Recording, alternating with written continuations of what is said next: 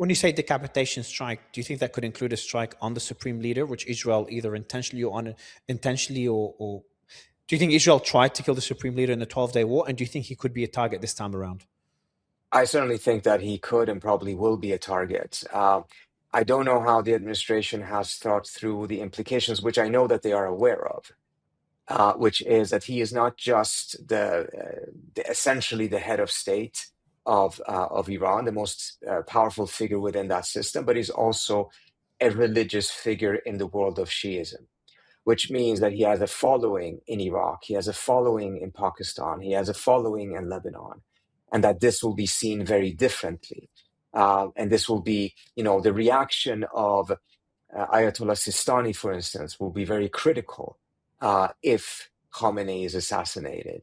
And it could, exactly the type of instability in the region that we talked about before, which mostly because of refugee flows. There's another element of it, which is also sectarianism that would come up to the fore again if something like that happens. I know the administration is well aware of this. I don't know how they have thought it through. And when it comes to retaliation, we saw limited retaliation, if any, when Qasemi was Suleiman Qasemi. Or can you pronounce it? Qasemi. Qasem Soleimani. Qasem Soleimani, there you go. When he was assassinated many years ago, and we saw limited retaliation in the 12-day war as well on the US. It seems Iran doesn't have a problem retaliating against Israel, but they do not want the US to be involved in a full-blown war. If the US does strike, let's say it's a targeted, limited strike, which is what I would expect. If the US does strike in a limited way Iran, do you think Iran would respond again symbolically, or do you think it will be a full-blown response against US bases across the region and beyond? Could we see a response through some sort of sabotage or direct attack on US territory as well? I think first we have to remember it was a negotiated strike last time, not in the sense that the US negotiated with the Iranians where to strike, etc., but essentially it was communicated very clearly. They were going to strike Fordo. They asked the Iranians to vacate those plans to ensure that there's no casualties. The Iranians afterwards said they're going to strike back. There may have been then some sort of a negotiation. I think there's some in Qatar that suspect that the US wanted the strike to be in Qatar and not elsewhere. And so there was a bit of coordination there.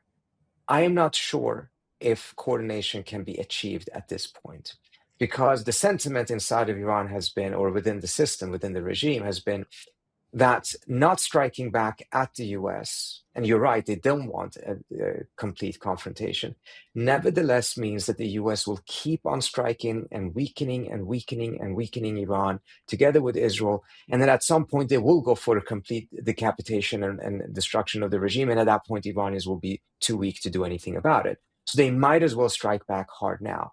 I think the brutality in which they clamped down on the protests was partly aimed at sending a message to the United States and saying that now they believe that their backs are against the wall, they're facing an existential situation, and in that situation, they will not go for some sort of a symbolic retaliation any longer, and they will strike back hard.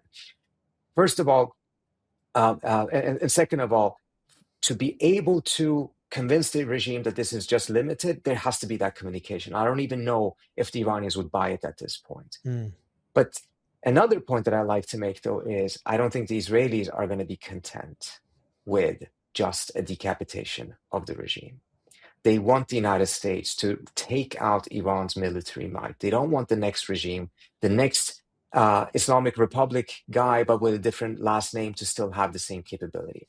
On Channel 14, again, Netanyahu's channel, they said 2 nights ago that look what Israel did in Syria. They said 20 minutes after Assad boarded the plane to Russia, Israel turned all of Syria into a shooting range. And that's true. That's exactly what they did. They went in and they destroyed everything to make sure that the next regime, whoever it is, would not be able to be any challenge to Israel. And immediately they also annexed, technically, de facto, large swathes of Syrian territory. And on TV, they said that that's what they believe should happen afterwards. And they believe that the United States should do it. So it's not any, they said very explicitly, after the regime falls, we have to bomb them, after it falls. So how would the United States be able to negotiate that with someone in Iran? And how would the Israelis be okay with just something that is just a temporary, limited symbolic strike, but not taking out the facilities? I think the Israelis have pushed for a completely different type of operation that really goes after all of Iran's capabilities, massive bombing campaign. And the silence of the Israelis for the last couple of days suggests to me that Trump agreed, and as a result, they did not need to push any further.